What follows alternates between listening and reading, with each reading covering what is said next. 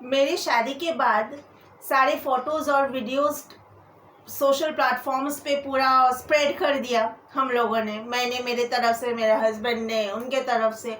तो मेरे तरफ के जो भी फ़ोटोज़ और वीडियोस व्हाट्सएप स्टेटस, फेसबुक पर मैंने पोस्ट किया, तो सब लोगों ने देख के बस मुझे एक ही सवाल किया कि तूने ये क्या किया, ये क्यों किया, इस इंसान से तूने शादी क्यों किया। तो मेरा जवाब ये था कि गलत और बुराई देख के हम सब अगर भागेंगे, सब भागेंगे, भाई ये गलत है, ये बुरे लोग हैं, भागो, इनसे दूर हो जाओ, तो बुराई को दूर कौन करेगा? बुराई से लड़ेगा कौन? गलत लोगों का सामना कौन करेगा? कोई तो होना चाहिए ना जो बुराई का अंत करे। तो शायद इसलिए ऊपर वाले ने, भगवान ने मुझे चुना है बुराई का अंत करने के लिए। अब भगवान इस बुराई का अंत कैसे करे, कैसे ना करे, ये उन्हीं को पता है। ये शादी मेरी मर्जी से या मेरे हस्बैंड के तरफ के इन-लॉज या मेरे हस्बैंड की मर्जी से अगर होनी होती तो 6 साल पहले ये शादी हो गई होती। ये शादी सिर्फ भगवान की मर्जी से हुई है। हाँ, भगवान की मर्जी में हमारी मर्जी शामिल है, लेकिन मर्जी तो उनकी ही थी, वरना ये शादी 6 साल पहले हो गई होती, 6 साल के बाद नहीं होती। तो इसके लिए ये जो कहानी शुरू हुई है, कहाँ जाके ख़त्म होगी वो मुझे नहीं मालूम, लेकिन ये पूरी तरह ऊपर वाले के हाथ में है। वो क्या सोच रहे हैं आगे, क्या नहीं सोच रहे हैं, ये बस भगवान को पता है। और मुझे इतना पता है कि भगवान ने मुझे चुना है।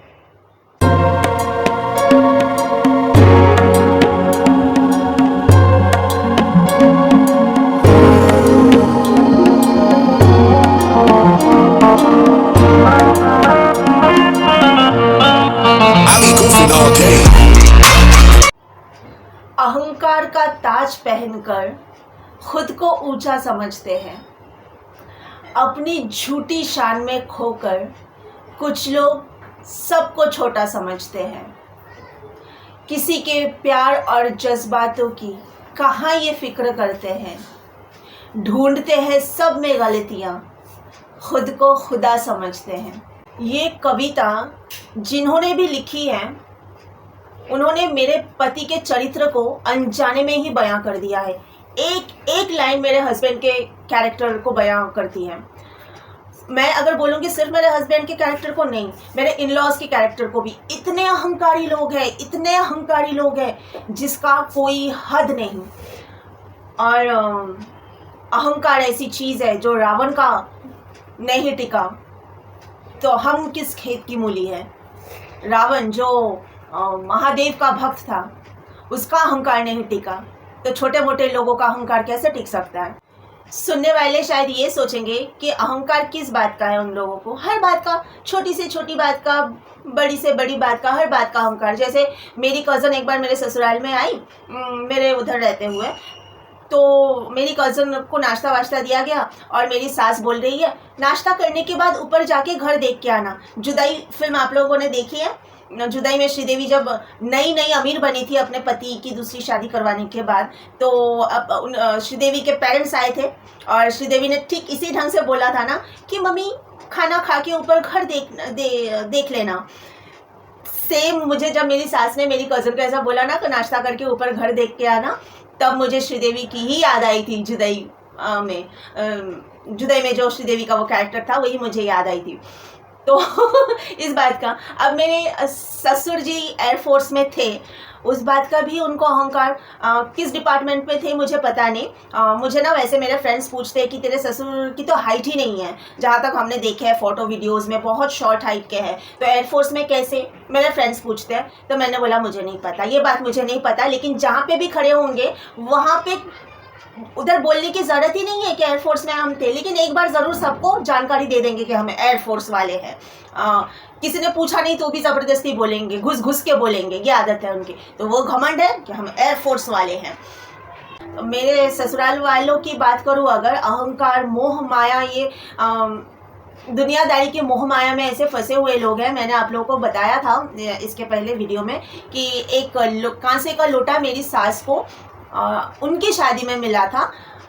जब वो 19 साल की थी तब उनकी शादी हुई थी, और जब अभी में हमारी शादी के टाइम पे वो कांसे का लोटा खो गया। मेरी सास का कहना है कि हम मेरी शादी में उनके घर से किसी ने, इतने मेहमान आए थे घर में, किसी ने चोरी कर लिया और उस लोटे को याद करके रोती रही, मतलब शिकायत करते रही, दुखी होते रही पूरा दिन। शाम को भी जब छत पे कपड़ा सब सुखाने के लिए डालते हैं ना, वो सब जब लेने गई छत पे, तो उनके ही छत को अटैच उनके रिश्तेदार का छत है, तो रिश्तेदार की बहू भी छत पे थी, उनके साथ भी शिकायत कर रही थी, पता नहीं मेरा लोटा किसने लिया, किसने चोरी कर लिया, ऐसा थोड़ी करते हैं। सोचिए 70 साल की उम्र में एक लोटे का मोह में फंसी हुई लेडी अपना बेटा कैसे बहू को सौंपेगी। एक छोटा सा लोटा कितने का आता होगा? एक कांसे का लोटा 1000, 1500, 2000 मैक्सिमम। और ये तो रहा बेटा का सवाल, वो बेटा बहू के हवाले कैसे करेगी। तो बोलते हैं ना कि बुढ़ापा जो है वो त्याग का समय है, मोह माया से दूर होने का समय है, वो भगवान पे मन लगाने का समय है, क्योंकि धीरे धीरे धीरे हमारा वक्त आगे आता है कि हम पता नहीं कब बुलावा आ जाए, है ना। तो वो टाइम पे भी इतना मोह में फंसे हुए, मैं यही सोचती हूँ कि छोटा सा लोटे के मोह में फंसी हुई है वो लेडी, तो बेटा कैसे छोड़ेगी वो तो बिल्कुल नहीं चाहेगी बेटा बहू में प्यार और बेटा मुझसे दूर हो जाए, और जबकि बेटा अकेला है, लौता है। मुझे मेरी सास कई बार ऐसा बोली है, शादी के पहले भी फ़ोन पे बात करते टाइम पे, औरत को हमेशा झुक के चलना पड़ता है, औरत को हमेशा झुक के चलना पड़ता है।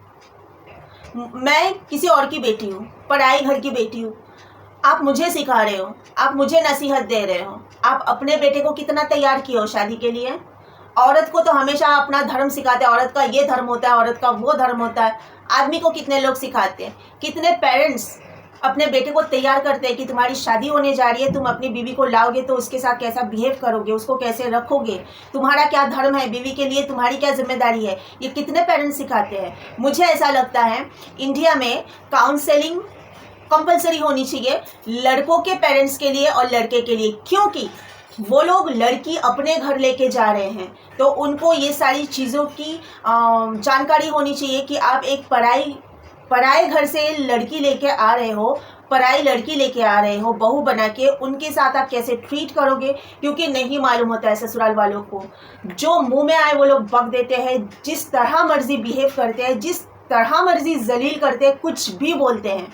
इसके लिए काउंसलिंग इंडिया में कंपलसरी होना चाहिए, ताकि जब लड़की ससुराल जाए उसके साथ कोई मिसबिहेव ना करे, उसको उल्टा सीधा बोल के कोई जलील ना करे। इस बारे में थोड़े दिन पहले मेरी मम्मी के साथ बातचीत कर रही थी कि काउंसलिंग के लिए भेजना चाहिए लड़के को और उसके पेरेंट्स को शादी कराने से पहले, शादी होने से पहले लड़के की। तो मम्मी बोल रही थी जाएंगे ही नहीं वो लोग। तो मैंने बोला इसलिए तो कंपलसरी होनी चाहिए कि गवर्नमेंट इस चीज़ को अप्रूव करे कि आप अगर बेटे की शादी करा रहे हो तो आपको इतने दिन के लिए काउंसलिंग करना पड़ेगा, सर्टिफिकेट मिलेगा, उसके बाद ही आप लड़की को अपने घर ब्याह के ला सकते हो। ये चीज़ होनी चाहिए, क्योंकि लड़कियां सच में ससुराल में बहुत तकलीफ में है।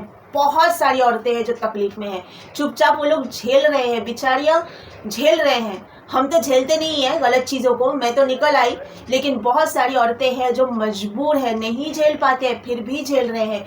कुछ लोग सुसाइड कर लेते हैं, कुछ लोग मेरी तरह निकल आते हैं, कुछ लोग बिना अपनी मर्जी के भी झेल लेते हैं, क्योंकि उनके पास कोई दूसरा ऑप्शन नहीं होता है। तो इस चीज़ के लिए ना इंडियन गवर्नमेंट को सोचना चाहिए, क्योंकि आज तक किसी ने आवाज़ उठाई नहीं होगी, तो वहाँ तक आवाज़ पहुँची ही नहीं होगी।